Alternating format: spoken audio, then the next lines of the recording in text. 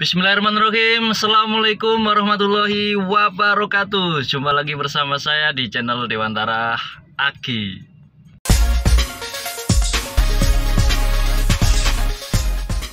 Oke teman-teman yang ada di rumah dimanapun kalian berada, terima kasih yang sudah mendukung channel ini hingga 4.900 subscriber. Dan terima kasih banyak yang sudah mendukung hingga saat ini, sehingga saya bisa memberikan informasi menarik tentang seputar aki kendaraan bermotor untuk mobil kesayangan kalian ya.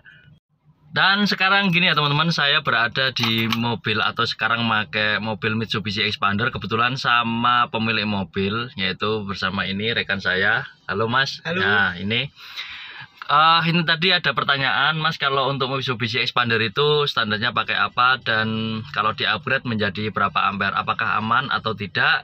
Untuk menjelaskan lebih lanjut, simak video ini hingga habis dan tonton terus ya, supaya teman-teman yang mempunyai mobil sekelas Mitsubishi Xpander ya, maksudnya seperti itu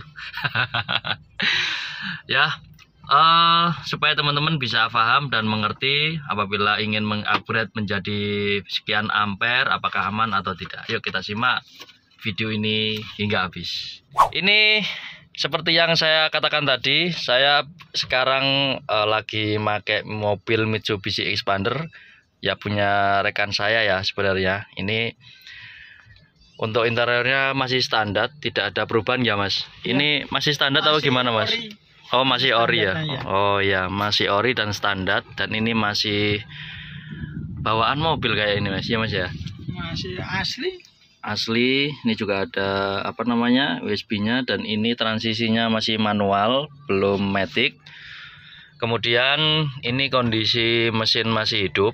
Kalau mesin masih hidup, jika indikator aki ini tidak menyala, artinya masih aman untuk kelistrikan dinamo ampernya atau alternatornya. Nah, kembali lagi ke topik. Ini habis ini saya kasih tahu untuk Masnya standarnya itu berapa ampere, kemudian apabila dibesarkan menjadi ampere yang ke 45 ampere, maksudnya seperti itu, apakah aman atau tidak. Saya juga masih belum tahu, karena selama ini saya sebagai pendodol aki atau penjual aki, saya pakai yang 35 ampere. Yuk kita simak videonya, kita langsung buka pintunya, kita buka joknya ini. Nah, kita buka. Nah ini teman-teman, yuk kita buka. Tuh. Coba Mas, dibukakan Mas. Nah ini teman-teman, ini kondisinya mesin masih hidup. Kalau kita lihat dari segi posisi akinya, ini masih aki yang sudah diganti ya. Ini sebenarnya untuk mobil Xpander itu akinya bisa merek Furukawa baterai atau merek NS ya untuk bawaannya. Tapi ini sudah diganti ya teman-teman. Ini kapasitasnya 12 volt 35 ampere, artinya masih standar.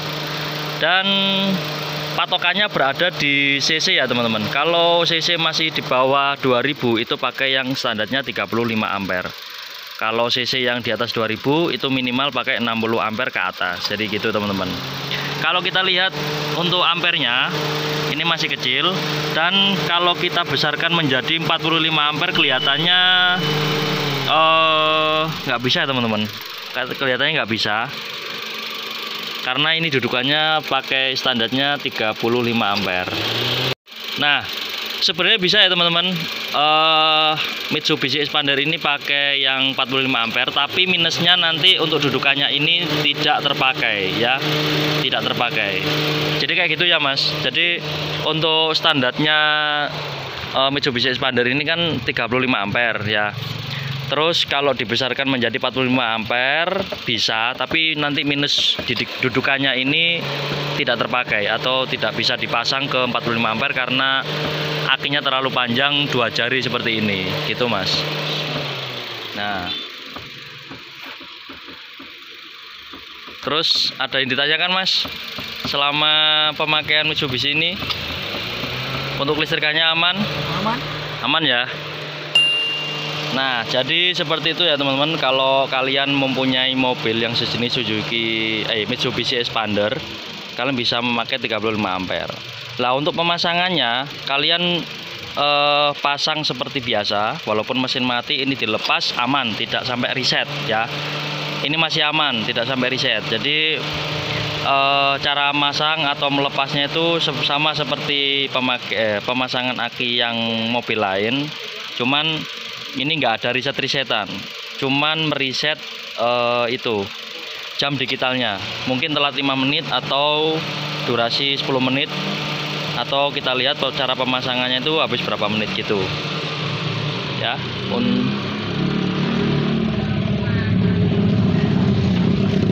Nah, kita kembali lagi ke sini ya. Untuk interiornya masih standar, tidak ada perubahan sama sekali. Nah, itu teman-teman. Dan adapun untuk perawatannya teman-teman, sebenarnya kalau kering itu maintenance free atau bebas perawatan, tapi kalau basah itu perlu ada perawatan di bagian cek untuk kadar air akinya, bukan kadar ya, kapasitas air aki yang ada di up level atau di lower level ya. Kalau semisal airnya turun, perawatannya tinggal mengisi pakai tutup botol warna biru.